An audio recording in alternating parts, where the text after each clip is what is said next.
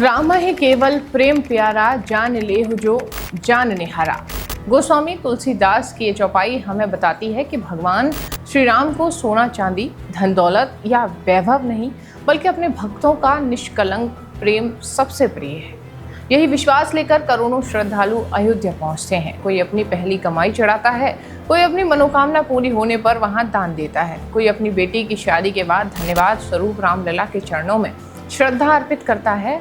तो उसे दान में सिर्फ रुपए नहीं होते, उसमें किसी किसान का पसीना, किसी मजदूर की मेहनत, किसी माँ की मन्नत और करोड़ों हिंदू की आस्था समाई होती है। लेकिन सोचिए, अगर उसी श्रद्धा पर किसी की नजर पड़ जाए तो, अगर भगवान श्री राम के चरणों में चढ़ाया गया दान ही गड़बड़ी और कथित चोरी के आरोपों के घेरे में आ जाए तो ये सिर्फ आर्थिक घोटाला नहीं रह जाता, बल्कि करोड़ों लोगों के विश्वास पर लगा सबसे बड़ा सवाल भी बन जाता है। आज अयोध्या का राम मंदिर ऐसे ही एक गंभीर विवाद के केंद्र में है। चढ़ावे में 200 करोड़ रुपए तक की संभावित गड़बड़ी के दावे, कर्मचारियों की गिरफ्तारियां, घरों से नकदी बरामद होने की खबरें और अब उत्तर प्रदेश सरकार द्वारा गठित एसआईटी जांच। आखिर सच क्या है? इसका फैसला तो अब जांच ही करेगी, लेकिन अब तक सामने आए घटनाक्रम ने पूरे देश को सोचने पर मजबूर कर दिया है। क्या ये कुछ कर्मचारियों की करतूत है या इसके पीछे कोई बड़ा नेटवर्क काम कर रहा था? क्या भगवान के नाम पर चढ़ाई गई श्रद्धा सुरक्षित थी? आइए तथ्यों और जांच में अब तक सामने आई जानकारियों के आधार पर सब कुछ समझते हैं इस पूरे मामले की कहानी। नमस्कार, मैं हूं निकिता और आप देख रहे हैं खबर एक्सपर्ट। इन दिनों पूरे देश में एक सवाल पिछले कुछ दिनों से पूरे देश में चर्चा का विषय बना है, लेकिन उसको राम जन्मभूमि तीर्थ क्षेत्र ट्रस्ट ने आरोपों को खारिज कर दिया है।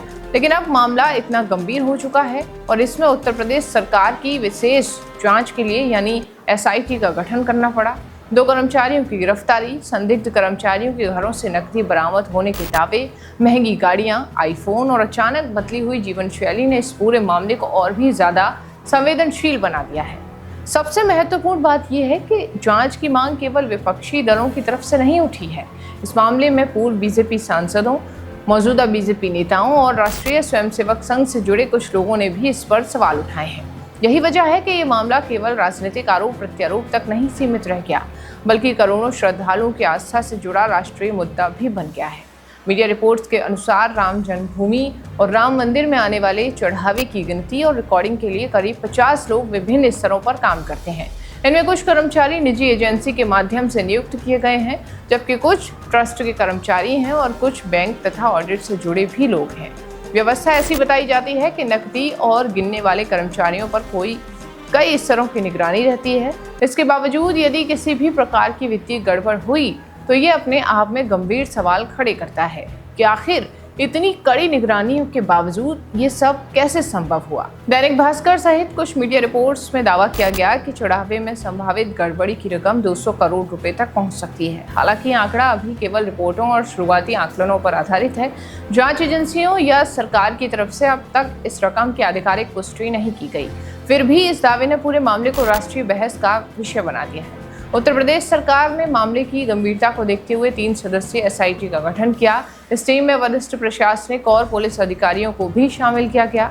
सरकार ने जांच टीम को प्रारंभिक रिपोर्ट और अंतिम रिपोर्ट निर्धारित समय सीमा के भीतर सौंपने के निर्देश भी दिए। अभी समय की निगाहें इसी रिपोर्ट पर टिकी हैं, क्योंकि इससे ये स्पष्ट होगा कि मामला केवल कुछ कर्मचारियों तक सीमित नहीं है या फिर इसके पीछे कोई बड़ा नेटवर्क भी काम कर रहा था।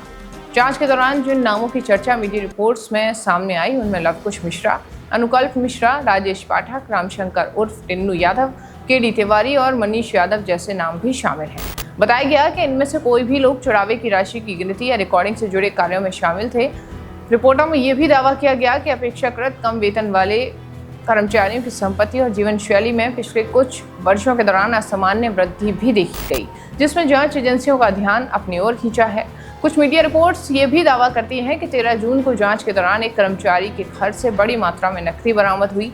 दावा किया गया कि कुछ पैसा घर में रखा गया था, जबकि कुछ रकम गोबर में छिपाकर रखी गई थी। हालांकि इन दावों पर अभी तक किसी भी अंतिम जांच या रिपोर्ट का अदालत की मोहर नहीं लगी है, इसलिए उन्हें फिलहाल जांच के दायरे में मौजूद आरोपों के रूप में ही देखा जाना चाहिए। इस मामले में समाजवादी पार्टी के सांसद अवधेश प्रसाद ने भी इस मामले पर गंभीर सवाल उठाए। उनका कहना है कि करोड़ों लोगों की आस्था से जुड़े इस मामले की निष्पक्ष जांच होनी चाहिए। उन्होंने यहां तक मांग की है कि मामले की जांच उच्चतम कार्यालय और उच्चतम न्यायालय की निगरानी में कराई जाए और जांच पूरी होने तक ट्रस्ट के वर्तमान सदस्यों की भूमिका भी समीक्षा की जाए। विपक्ष का तर्क है कि यदि आरोप इतने बड़े हैं तो जांच भी पूरी तरह से पारदर्शी और स्वतंत्र ही होनी चाहिए। विवाद तब और बढ़ गया जब समाजवादी पार्टी के अध्यक्ष अखिलेश यादव ने सोशल मीडिया पर पोस्ट कर आरोप लगाया कि राम मंदिर की चढ़ावे की करोड़ों रुपए की राशि गायब हुई है और पूरे मामले में जवाबदेही तय होनी चाहिए। इसके बाद कांग्रेस नेताओं और अन्य विपक्षी दलों ने भी जांच की मांग तेज की। वहीं दूसरी तरफ ट्रस्ट और उसके समर्थकों का ये कहना है कि जांच पूरी होने से पहले किसी भी निष्कर्ष पर पहुंचना उचित नहीं होगा।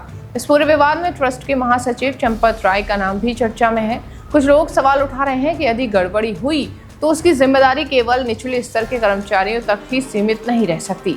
हालांकि अभी तक किसी भी वरिष्ठ पदाधिकारी के खिलाफ कोई भी आधिकारिक आरोप सिद्ध नहीं हुआ है, इसलिए जांच पूरी होने से पहले किसी को दोषी ठहराना जल्दबाजी होगी।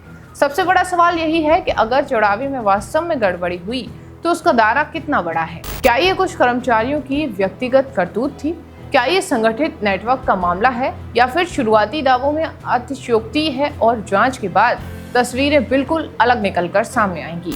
इन सभी सवालों का जवाब अब एसआईटी रिपोर्ट और आगे की कानूनी प्रक्रिया से ही मिलेगा। फिलहाल इतना तो तय है कि ये मामला केवल पैसों का नहीं है, कि करोड़ों श्रद्धालुओं की आस्था, देश के सबसे चर्चित मंदिरों में से एक की पारदर्शिता और सार्वजनिक विश्वास से जुड़ा हुआ विषय है।